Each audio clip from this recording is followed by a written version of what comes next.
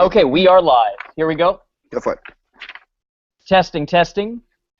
Today on Quality Time on... Shit. Bad sign. Bad sign. Nope. Just shake it off. Today on Quality Time with Family Ties, we learn, don't look back. And in 3, 2, 1. Hey everybody, welcome to Quality Time with Family Ties. I am one of your hosts, Scott Jones. Joining me as always, Mr. Paul Packler. Paul, how's it going? I'm eating pizza. I don't care. Just like this episode and the next one we're going to review, they didn't care. I don't care. I'm just going to... It's an audio medium, and you're going to listen to me eat pizza, so that happened. There we go. I just had a glass of wine because I'm recording back at home, and I needed it. Or we can hear you. Normally, some audio. we were having audio problems. Normally, I'm on painkillers, but today, no painkillers. I'm the sober one. Man, oh man. Wow. Nice. Nice. I'm glad you're feeling better, Corey. I want to thank you so much. I'm very glad I'm feeling better, too. I just want to comment on one thing that is tangential to this episode and more about family ties in general. I don't know why, but today I finally listened to the lovely theme song. Mm-hmm. I realized that there's a lyric in the theme song that is so wrong in a theme song about the Keaton family. And that lyric is, there ain't no nothing we can't love each other through. It's the worst grammatical mistake for a family that is extraordinarily well educated and takes pride in their education. No, that's a good point. That's a good point. There ain't no nothing we can't love each other through. No nothing, double negative. Negative. Yeah. Yeah. Mm-mm. And it was originally sung by the guy from the Mersey Beats or whatever they were called, and Frau Farbissina, two of the whitest people ever. Right. That was one of our worst mistakes ever. That we pinned this theme song on Frau Farbissina. So, I mean, yeah, that is the weirdest construction and the weirdest title for today's episode, Lady Sings the Blues. Where there's no blues whatsoever. Zero blues. It's things, but no blues. No. Not at all. Not at all. Now, Yeah. Corey, you were just telling us, what is the actual... Oh, it's taken from right around that time, and I don't know what year it was. Diana Ross did a picture she was nominated for an Oscar for called Lady Sings the Blues, which was, she won, not nominated, she won. She didn't win? Okay, my wife informed me she did not. Thank you, Susanna. Was she nominated for Best Supporting or Best Actress? No, Best Actress. It was a big histrionic performance. Wow. Singing, crying, drug use. It was the Billie Holiday story, the great blues singer. Sure. Oh, okay. Yeah, so if you're playing along, guys, we are on Season 2, Episode 18, Lady Sings the Blues. And I don't know. Lady doesn't sing the blues at all because we start off in the Keaton living room, and Elise is jamming on the guitar to some folk songs, playing some classic folk songs. I appreciate the fact that in the original opening credits from last season, there was that time they were outside of a tent or a teepee, and you saw the picture of Elise playing a guitar with the kids. Yeah. So I like that. You know, you put something out there early on with a TV show. That's the magic of the TV medium, is that you can put out little details and then tie the strings together later in later seasons. So kudos, Family Ties. Right. Basic consistency is what you're talking about, right, Paul? Absolument, as the French would say. Where'd you get a pizza, Paul? Or don't tell me it's store-bought. Grandfather's Pizza right down the street. Excellent. God, yeah. I'm jealous. What I would kill for a slice of New York pizza right now. That would be good. Yeah. And we can talk about that right now because there's not a whole lot to talk about with this episode. Zero.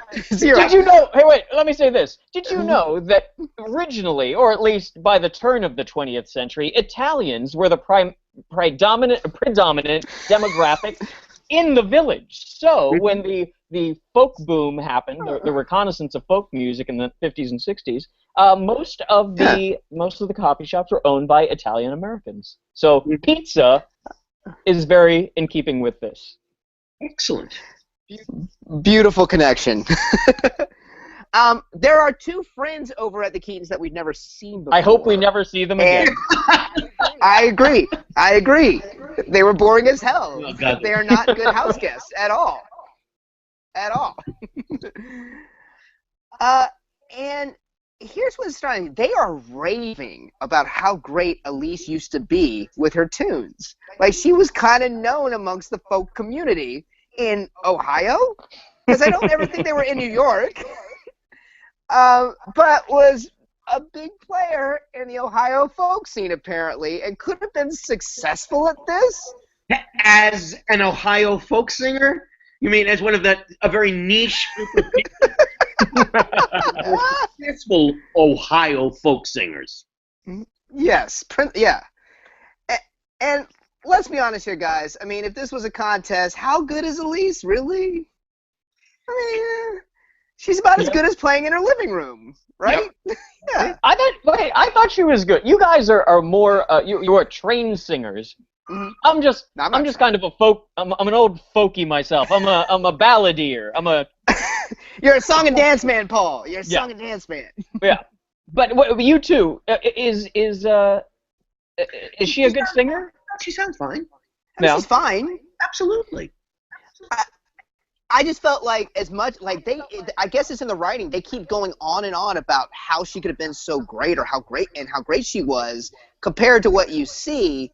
It doesn't add up for me, which I guess is a small little issue, but yeah. Right. Especially considering how big the issue is of the whole episode. Right. Oh, this is the focal. Yeah, it's the focal point of the episode of Elise doing this, and it's like, okay, you're fine, but yeah.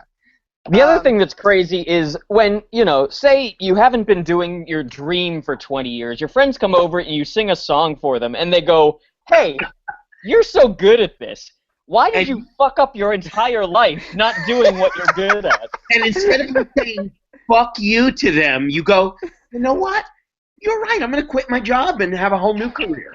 Right. Yeah. That doesn't make any sense. But as we learned, there is a huge club scene in Ohio, apparently. Absolutely. Yeah. Oh my God. They tell her that these two non-entity friends tell her of a new club that's opening up called the Top Spot, and that she should go in and check it out or something, that there's going to be an audition. And then we get our B-plot, which is that Mallory's learning to drive and Alex is going to take her out driving, or they did already, or something. Regardless, Mallory is 17 years old and doesn't know how to drive, question mark? Yeah. Yeah. Stop. My favorite instance of this episode, right here, Justine Bateman's erect nipples. It was colder than ice in that studio, and she had nipples that were about to fly into the studio audience. Bravo, Justine Bateman. Bravo. It was downhill from this moment of that episode. And because of that, this is Corey's favorite episode. Absolutely. It was a great moment. I mean, it wasn't until Jennifer Aniston... Oh, sorry, Corey. I say she had a new hairdo. It was a little shorter today. There was some new do going on with Justine. Just work. Yeah, Jennifer Aniston tried to capture the same magic with Friends in the 90s, but it's amazing because, Justine Bateman was the originator of short hair, erect nipples. Exactly. Yeah. Paul, that needs to be the name of a song. Short hair, erect nipples. Erect nipples. Short hair, erect nipples. There it is. I will say this, guys. I don't know how you thought about this. as shitty as our B plots have been, this actually was kind of a B story that worked a little bit. Well, they Like, gave it built they gave a it little a bit. spin for a change. Usually, their B plot is an abortion. Right. Right. Yeah. Right. This time they gave it a little time. They gave it a little thought. They actually tried to give it an arc to it. I don't know. Okay. Yeah, it has something of an arc. It kind of it climaxed and everything. I didn't hate the B plot as much as I normally do, but yeah, we should say, just to kind of emphasize how much Elise really is considering pursuing music. What I loved at the very end of the opening scene was she's all alone in the living room and kind of pretending there's a concert in front of her, like talking to imaginary people. It was funny. It's insane. It was. I wrote insane, down but it's weird ending. I mean, if you want to go out and play songs somewhere, maybe Columbus is really boring or something. But like, if you're like, you know what, I miss playing in front of people, go find an open mic somewhere. The stakes in this episode are so high, it's ridiculous. For fucking nothing. Yeah. No. Yeah, but we're in, and this is what gets really ridiculous here, is, okay, so let's establish that everyone was. We cut to the next scene in the kitchen, we have the whole bit. Scott, start again, because, like, you kept breaking up. Okay. Yeah. Starting again, okay, hold for editing, and... But here's what's really insane is we're in the kitchen, we're in the living room in the first scene, and they rave about Elise, how great, how talented she is. We cut to the next day in the kitchen after the whole driving lesson. Elise comes in saying that she's got an audition for the top spot, and the whole entire family bails on her. They're like, "Oh, that's great." Whereas the night before, it's like, "You're the best. You're gonna win American Idol." The night before, everyone was drinking Ned Donnelly's leftover beers, and so they were all like super drunk, and they were like, "You're amazing! You're so good! You sing like an angel!" And then the next morning, everyone was like, "That's vanilla extract drunk, Paul." Yeah. Can someone explain to me why Mallory was wearing a driving outfit? That's I need to ask, so what is this driving outfit? Where does that come from? It's like an archetype. It's like a very 20s kind of thing. Like, I'm going to put on my driving outfit, like an equestrian outfit. Here was her driving outfit. Yeah. I even wrote down, was this intentional? Like, was this actually intended to be a driving outfit, or was this trying to be fashion? No, it was a driving outfit. Like, I figured it had to be, but it was so confusing.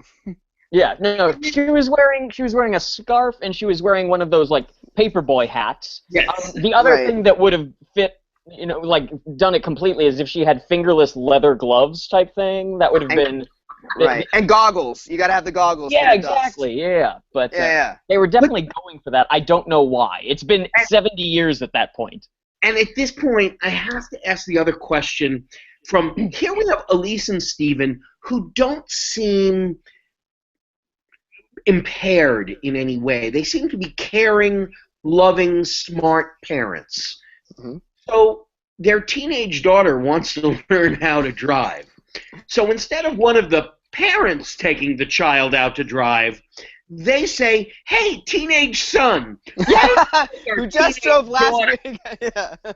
They're Irish twins, and I wonder why is he teaching his sister to drive? Irish twins, I love that. Yeah, at best, Alex has been driving for 2 years at this point. Like, yeah. It's ridiculous. But back to Elise's audition too. Okay, so the family, says we're gonna support you. All right, we're on board with this, and she's excited.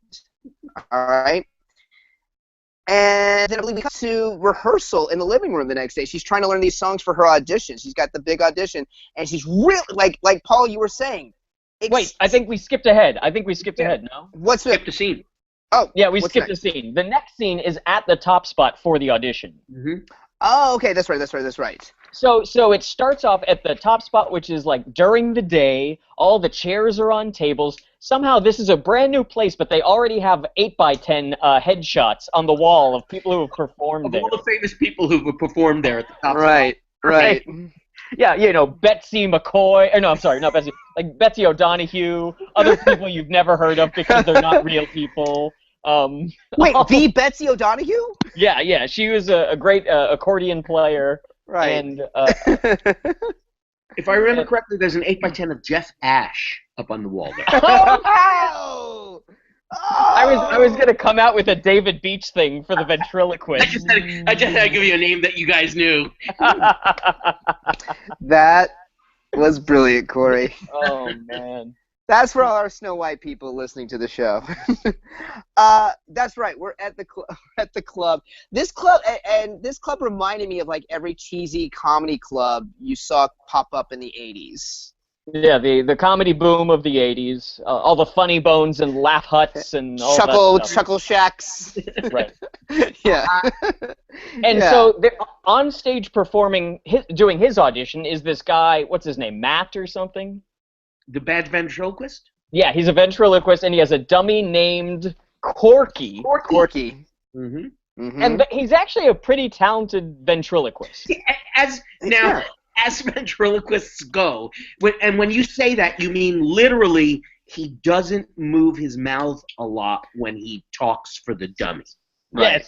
Yes. That's how you're judging. I just want to make sure you're not judging. Uh-huh. Because I judge ventriloquists on the material. I couldn't care less if their mouth was going like this. I agree with you, Corey. I agree with you. Yeah. Couldn't care less if they move their mouth. Yeah. I just want the material to be funny. Now, most ventriloquists are very good at not moving their mouths. Mm-hmm. It's unfortunate that I have to hear what shit comes out of their mouth. It's no different than that. Yeah. Yeah, every time I see a ventriloquist perform and do his set, I always feel like you're treating me like a fucking kindergartner. Yeah. It's insulting. This guy's like Jeff Dunham without the racism. And, I was waiting for the Jeff Dunham racism comment from you, Paul. Yeah. But the owner is eating it up. He loves it. Everything this guy's doing is just hitting gangbusters with the owner. Now that owner, I got to tell you, grew into a character actor you've seen in he had 165 film credits. Yeah. Who is he? What's Alan Blumenthal? He plays a Jewy Jew man. Yeah. Yeah, Jewy Jew man. Of course, this is the other one in Columbus. You had the one that owned the grocery store. And the club owner. Yeah. We haven't gone to the accountant yet. Yeah, I was waiting. And the Moyle, And the Yeah. He has 3 clients in the club. So yeah, he has the grocery store guy, the club owner. Yeah. Yeah, he loves it, and we find out the ventriloquist is his nephew, right? Oh, is he? I didn't get that. Really? I think that he's related. They say thanks, Uncle Somebody. I think they throw out All right. Oh, I didn't get that. So he offers him 2 shows a week or 2 shows a day, starting on Wednesday for $50 a week. Right. All right, and then up next, it's Elise. Elise is gonna. Yeah, Elise and Steven come in. Steven runs up to the owner, introduces himself. He goes, "Hi, I'm Steven Keaton, and this is my wife, Elise." I was like, "Whoa, Steven!" Right. Let Elise introduce herself. He's Mama Rose all of a sudden. I've never seen anything like it. Yeah. He's mini. Sing loudly. He's mini Marks. We're getting back to like our whole discussion of ordering for the date and everything. This is kind of like along the same lines of I'm going to introduce guys out there, when your wife is going out to audition to be a folk singer at an open mic at a club, you need to let her introduce herself. That is universal, okay? Yeah, everyone knows this, okay? Yeah. She's an independent woman. She can introduce herself and her act and represent herself just fine. Yeah. You can be supportive just by sitting there, listening, and politely applauding. Right. That's okay. That's Yeah. okay. Yeah. You don't have to be the first one to light a lighter when she sings a ballad or do the wave back and forth with your hands. Just sit Sure. there and listen. Just just be supportive, be there for her, okay? Elise goes up and does it. This is how she does the whole episode that I kept cracking up on. She has to give a long introduction for the songs. Like, I want to play a song that's very important to me. You know, There's a lot in of life. suffering in the world. Yeah, a lot of suffering in the world. Remember the Turns the room down immediately, and Yeah. then the audience's reaction is like this. It's like they don't even give her an instant. It's like, okay, now we all start talking and leaving. Everybody talk and leave. Yeah. Talk and leave. Right. Oh wait, that's later. That's later. That's later. Oh, that's But- later. Yeah, this is Right. for the But audition. Yeah, but it does bring the club owner down so much so that he just goes, "Lady, what are you doing? I don't need to feel this guilty. If I want to feel this guilty, I would call my mom." Yeah. Now that's the thing. Folk music is depressing, and you just need to own that. That's Yeah. how it works. It's supposed to make you feel guilty about everything, and either you like it or you don't. Right. But even though she totally tanks her audition, he offers her 2 shows a week on Saturdays, and I'm like, for $25. But it's like, why would you give the guy that you liked a Wednesday and her a Saturday? She's getting the prime fucking spot, and all he could say was, "You didn't stink." Yeah. Mhm. It makes no sense. You couldn't gauge how well she did at this audition at all. Women make 50 cents on the buck to the man, and it happened in 1983, and it's happening now. And Hillary Clinton, when she sees this episode and hears this podcast, is going to give everybody... Bum, bum, bum, bum. Yep. Yeah. Absolutely. Well, and Just the the woman they paid her less. the justification is, well, yeah, so for Qtwft Act, there's 2 of them. Yeah. Yeah, they're paying the dummy. Mm-hmm. Right. Man. But yeah, that was what frustrated me about this whole entire scene is you could not gauge if all 3 of us have been on a ton of auditions, and if we got the response of, "Well, you didn't stink," would you ever expect to get a job from that? Not really. No. No. No. So it was weird that there's this turn up. Okay, I'm gonna give you a night. Like, she doesn't even beg for it. She doesn't even like, please, please, please give me a chance. It's like, okay, all right, you didn't stink. I'm gonna give you, for his brand new club that needs customers, he's gonna give her the prime spot. Yeah. And ultimately, I'll say this. None of this episode matters. While you're watching it, it doesn't matter. Well, I think we prefaced the whole podcast with this episode. Really Yeah, we really are one to talk about things mattering. We've been doing this shit since February, Paul. But, yeah, I mean, that's it. So she's got a gig, and it seems, you know, a milquetoast endorsement from the guy, and that's it, next scene. And Right. so now we're coming back from driving with Steven instead of Alex. Alex will no longer drive with Mallory, and with them both is a cop. Yeah. The key to their relationship with the I neglected police. to write down anything about the cop scene for some reason. I don't know why. I'm going to file it under #doesn't matter. We could make shit up during this whole entire episode, and it would just be fine. Yeah, I mean, like, Steven is trying to convince the cop that it's okay. He's trying to teach her, and the cop's like, but no. And then Steven's like, wait, there's 30 more seconds before we move on with the plot. And he's like, okay. And then We'll get Alex to bring in a bumper. It'll be a big physical Bring it sight. up, it's. And I'll say this, Mallory looked very cute in her 80s sweater. Like, she looked like, what's her name? Not the one that sings I Think We're Alone Now, the blonde one. Debbie Gibson. She looked like Debbie Gibson. She did look like Debbie Gibson, yeah. That was A cute. brunette Debbie Gibson. Yeah, yeah, the haircut and even in the next episode, she's looking very cute 80s. Mhm. I agree.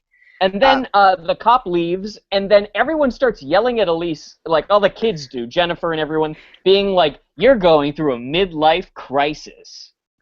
Yeah. And she's just trying to say, look, I'm just trying to do something I love and enjoy it again. It's something I love to do. But again, Paul, I agree. Find an open mic night. That's it. She's not leaving her job. She's not sleeping with the pool boy. Like, it's... Yeah, there's nothing midlife crisis-y about Just this want to at sing all. a folk song in a little club and date and leave her alone. Who cares? Yeah. Yeah. But to them, it's like this big fucking deal. And so much so that, she's practicing This Land Is Your Land, having a difficult time with it. And Steven jumps in to kind of help her with the harmony. And the kids are just like, this is awful. You need to play more updated songs. Now, wait. Here's the thing. The only thing, there's two good things about this episode. This is one.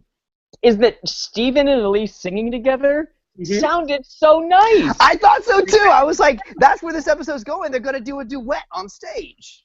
Yeah, he did just fine. Yeah.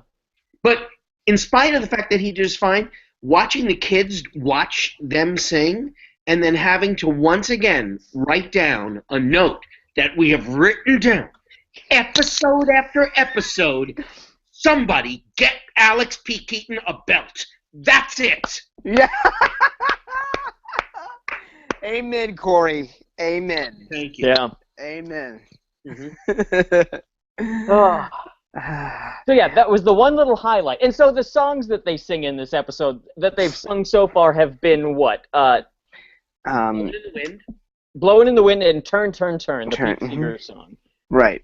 And so then Mallory is like, you need to sing a newer song, because no one likes This Land Is Your Land, all this old crap. You should sing Beat It or Murder by Numbers. And then she starts singing, like Justine Bateman starts singing Beat It, the Michael Jackson song. Like, Michael Jackson, a pretty popular singer, she starts screaming it into Elise's face. Screaming it and flinging around like Beat It is some punk rock anthem. He is rolling around in his mausoleum right now. Yes. Mm-hmm. I've never seen such an awful, awful performance of Beat It until later in the episode. And then you're like, that's the one. Yeah. And it's funny. The minute I saw Mallory do Beat It to Elise, I pretty much had a feeling that wasn't the end of Beat It. You And mean when Elise started her medley up on stage, it was pretty much, oh, that's the joke right there. We do one bad song, we do another bad song, we sing Beat It. we're desperate? Let's do what my daughter did. That's it. Absolutely. Oh, this is where Elise does her 5 minutes of stand-up before in this. Oh, wait, before we get there, let's take a break. Sure. Yeah, so we'll be right back after this. Yeah. And we're back! Hey, buddy. Welcome to the show! This Repo! So Elise does 5 minutes of stand-up material before she dives in and sings a song. She knows how to fill her own audience in this. And the audience, they're as dumb as the studio audience. Like, Oh my God. they got I've ever seen. And they had the camera right up with those extras in this scene. For some reason, everybody got a little camera time. They were I wrote ugly down as sin. They were. See, I wrote down the extras are working extremely hard in this scene, signaling for a waiter, having conversations. Oh, it was insane. My favorite thing is, I didn't notice it in this episode, but my favorite thing in the whole world is when I notice two extras talking at the same time to each other. You watch movies and TV, especially like Disney Channel things. That is. As Henry gets older, Scott, you'll be watching lots of Nickelodeon and Disney Channel. Oh, I already have to for coaching, so I have to know the shows. That's And right. yes, you're And absolutely there are right. always two extras talking at the same time to each other and nodding. It's Let's talk at the same time. and no one catches it. It's ridiculous. And everyone's smiling too much. Mhm. That's the other thing with extras. They're always smiling. Yeah, there's never like a downtrodden extra. No, just behave. Yeah. You could act out the opening scene of Irreversible, and then TV extras would all be smiling as the guy gets his head hit in. Oh, fuck! This episode makes me so angry. The more that I think about it. I agree. It just gets ridiculous. I mean, before we get to Elise, we already have the horrible ventriloquist comedian doing his routine that the audience fucking loves. He kills. The guy fucking kills. Yeah. There's a heckler who's like the most good-natured heckler, and then the ventriloquist like is able to like bounce back at him, and then everyone loves both of them. They're appreciative to the heckler for setting up the ventriloquist for such a killer joke. He was a plant. That was a plant. I called him the heckler/asshole. Yeah. Because anybody, to me, who interacts with anybody's act is an asshole. Just leave the performers alone. Did I ever tell you guys about the time that I went to a Vegas show with Griffin? Griffin was maybe 12 or 13 years old. I went to the Vegas show. It was a magic act. It was the amazing Jonathan. You know, I love him. Yeah. Very funny. Yeah. I had no idea this was happening. We had like third row seats, and he pulled me up to be his assistant. Oh no! I want to make a prediction. What you're going to bring up, because it's the same feeling that I have if I'm ever in an audience that I don't want to get picked. Right. Never. Yeah. I never want to get picked. Please don't pick me. And he did one of those things where he actually came out into the audience and took my hand and pulled me up. And no choice. And it wasn't just for one moment of the act. He kept me up there.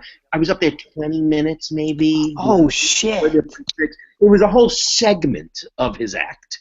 Yeah. And I was there for every bit of it. And I just was so like, oh, I just don't want to call any attention to myself. Please, just do your act. And as soon as it was over, as soon as the show was over, he came over to me to give me some chazarai, you know, a book and a T-shirt. And he shook my hand, and he bent over, and he whispered in my ear. He said, "You're in the business, aren't you?" Nah. And I said, "Was it that obvious?" And he said, "It's always obvious when somebody totally doesn't want to be there at all. And all you did was help me.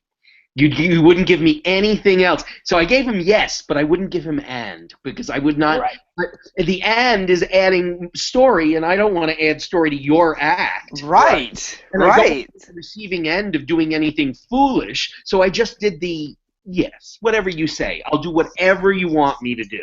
Right. Yeah. Yeah. But and there's also an interesting thing that I feel like actors do, because they're so comfortable on stage, they don't give the no that a normal person would. Yes. So you bring up a real person on stage, and they're gonna feel like they're constantly gonna be like, I don't want to look foolish. And as an actor, you feel comfortable up there, so you don't give that pullback that a normal person would. And I feel like he probably noticed that too, where it's just you're just like, everything's fine. I'm just trying to put out fires and. That's it. That's exactly right. Yeah. Just trying to put out fire. It was so humiliating. I think back and I think, oh my God, I just had the worst time ever. Fortunately, Griffin thought it was the best thing ever to see his father. Of course. So uncomfortable on stage. It was great. I loved it. That's amazing. That's amazing, Jonathan. Man,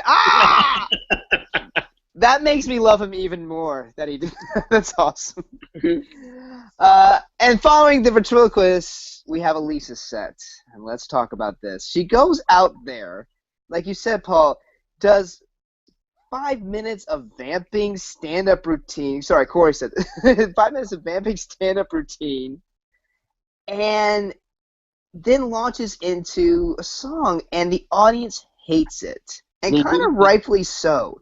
You just had this great comedy act, and now, like you said, Paul, folk singing, which is so depressing and not uplifting in that regard. It was just it was so incredibly weird. Yeah. So she introduces what the first song was, "This Land Is Your Land," right? Right, the one she was having trouble with. And then the audience is just like, oh, this is awful. And Elise is dressed like a school marm. I guess when they dress up, they dress backwards in time too. Get in the whole folk singy, part of the land. And all the kids are there too. All the kids. Little House on the Prairie outfits. They had a bunch of them left over at NBC. Right. And then so when that's not working, you go to Kumbaya, which is also not a crowd favorite. And then 3 guys get up and leave, and a guy yells out, "Don't quit your day job." He was like cliche after cliche after cliche. Yeah. Not a lot of people do covers of Kumbaya, do they? You don't hear that very often. No. And for good reason. And for very good reason. And this is like, I don't know why she's there in the first place. This whole venue, this whole atmosphere is not for her routine. You know, this isn't like, you know, coffee house in Greenwich Village. Right, and so I would blame the booker for that. The owner absolutely should not have put her on a Saturday night, first of all. That should have been a Wednesday afternoon and let her feel it out. But that was terrible. Yeah. And so then, at least, you know, her confidence is shot. She starts singing "Beat It," and then Meredith Baxter screams and jumps around playing the guitar. She turns stage left, hits her head into a light, I think for real. I think the actress actually hurt herself. Then, like a reverse Guy Smiley on Sesame Street, she hides behind the legs of the curtain, and then we cut to backstage where she runs into a wall. Mm-hmm. She has gone legitimately insane. Yep. And she is humiliated and destroyed backstage. The whole family goes backstage to comfort her, and she feels like a fool. I think she tells Steven, how could she have thought that this would work, and she just wanted to get back up and play again, which she totally could have done at some other place. Yeah, this scene went on for fucking ever. This is the scene that got me to write the first blech. This scene was so blech. God, I was going to gag Steven's speech about how much he loves her. Blech. Yes. I like, once again, the stakes are so high, and none of this matters. Nothing. The family will still live and eat and be fine. Like, all she wants is that she wants the ability to perform, and she did it. Like, I don't know what the stakes are as far as, like, she's not trying to get booked book a recording contract or something. Right. And who she, It's sort of like, I'll take it, it's like a little lark that she's doing here, just singing in a coffee house. Yeah. So I don't know why she's so upset. Like, and then also, Corky, the ventriloquist dummy, is there, and I forget what he says, but he gives her, I said, took the words out of my mouth, which is ironic because he's a ventriloquist dummy. Mm-hmm. But he says the wisest words in the whole goddamn episode. Yeah. The dummy says the wisest words. He's like, just, play for yourself, have fun, that's all we're doing here. Yeah. I kind of did like this little bit of her talking to the dummy, just how committed she was to it. I enjoyed that. But yeah, I agree with you. It was the wisest words, Paul. Yeah, and then there's some bullshit, like, she keeps crying like it's a goddamn Chekhov play. She'll start crying, then she'll talk, then she'll cry more, then she'll talk, and it's just like, this is one set. You've done one set. Yeah. And she has to do another one. And this is what confused the hell out of me. Okay, so you have the 8 o'clock crowd that she bombed at. And now there's the 10 o'clock crowd that she's going to go do the set for. Okay? With what we're supposed to believe is, now that we've had these wise words from Corky, things are going to be different now that she has to go back out there. She'll be a little bit more confident and better. Now, Corey, and probably you too, Paul, you played multiple sets a night, and there is a difference between the 8 o'clock crowd and the 10 o'clock crowd. Yes. The 10 o'clock crowd is usually a little bit more rowdier. They've had a few more drinks. Mm-hmm. You know, they're a little bit more, just, out there. But this 10 o'clock crowd is the most mellow, accepting. Like, it was insane. She goes out there and essentially does the same thing she did before. But this time, everything's different. For no reason. For absolutely no reason. At this point, she dedicates her performance to Steven instead of Woody Guthrie. Which inspires my second blech of the Right. And then she starts singing "The Times They Are A-Changin'." Mm-hmm. Now here's the thing. This is the second part of this episode that's good. is that this moment of singing the song, then the show cuts to members of the audience, again, the ugliest people I've ever seen. There's this thing happening where the moment and the music transcends itself. Yeah, they're one. They're singing The Times They Are Changing, and the episode is, I guess, about the fact that you can't be young anymore or whatever. And, because the Rolling Stones are having trouble filling seats. And so it's a cool little thing where it's sort of symbolic of the show itself, which is hippies realizing that they're aging. And for her to sing The Times They Are Changing, she's an aging hippie, which is the whole point, and that the 80s are different than the 60s, which is the whole point of Family Ties. So to me, that was a nice little thing that in such a fucking awful episode was a nice moment. And it didn't disturb you at all that during this nice moment, Alex P. Keaton reached around and put his arm around his sister, who they don't particularly care for each other, and it looked like they were on a date, and it just creeped me out. Yeah. I totally missed that. That's amazing. That's pretty good, Corey. He held her close. He put his arm around her and then did a little tug. You could see that little pulse of close. I love my sister so much. Blech. Man, that was third blech of the afternoon. Yeah, comedy comes in threes. I think that sums up this episode. Blech. Now, before we close this terrible, terrible episode, I just have one thing. I was sticking around for the credits. I was like, this is so awful. I need to look at everybody who contributed to this. Who do I hold accountable for this shit? Yes. Right. And the best thing was that Corky the puppet was played by Irving. Yep. Yes. That ventriloquist puppet's name when they go out on the road is Irving. But for the purposes of this show, he was playing the character of Corky. Yes. Holy shit. Now that makes me have to ask the question. Does Corky have a different voice than Irving? When That's a good question. When Irving is playing Corky, how much prep work does he have to do as far as character analysis? I want to check to see if he has other credits. The dummy. That's amazing, I knew Paul. he was listed here. I knew that. So it's does he have other credits too? And is he credited as Irving in the rest of his credits? Lady Sings the Blues. Let's see. Where's Corky? Irving, Corky, right? Let's see. All filmography. Oh, hold on, he does have other credits. Three things. Played the dwarf in 1986 in an episode of In Search of the Perfect 10. And he played Irving in one episode of MASH. Wow.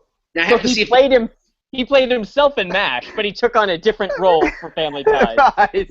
Correct. Now I'm looking to see if if the ventriloquist was. Wait, you're trying to see if perhaps Irving performed without his ventriloquist. That is correct. That is exactly. Oh my God. Yeah, because it's showbiz. Anything is possible. Oh. It's like the ventriloquist drove him to the audition, and they were like, "No, we just want the puppet." And my friends, that's exactly what happened. I don't know how it happened.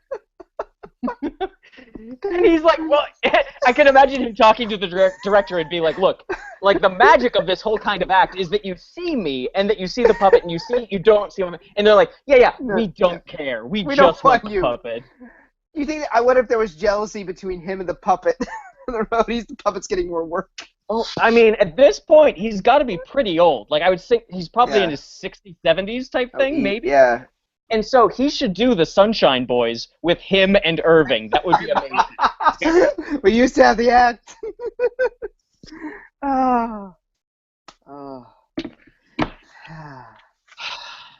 Well, gents, that's it. Yeah, we pulled that tailspin of an episode out from. Yeah, we did. For questions and comments, be sure to email us at qualitytimesforfamilyties.com at Gmail. And we are all. Let me show that over. I got it. Scott, you're fired. We're bringing in Irving. Irving, get the gun in here. That son of a bitch takes every role. For questions and comments, be sure to email us at qualitytimeforfamilyties@gmail.com. And for updates, you can follow us at QTWFT on Twitter. All of us are on Twitter, too. I'm at Follow Jones.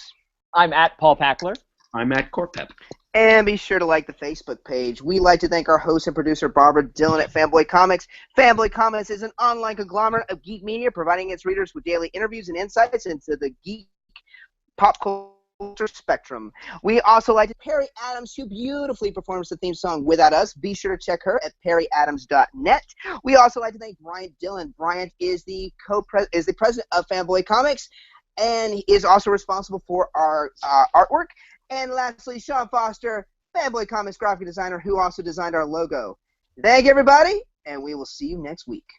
Bye. Bye. Bye-bye.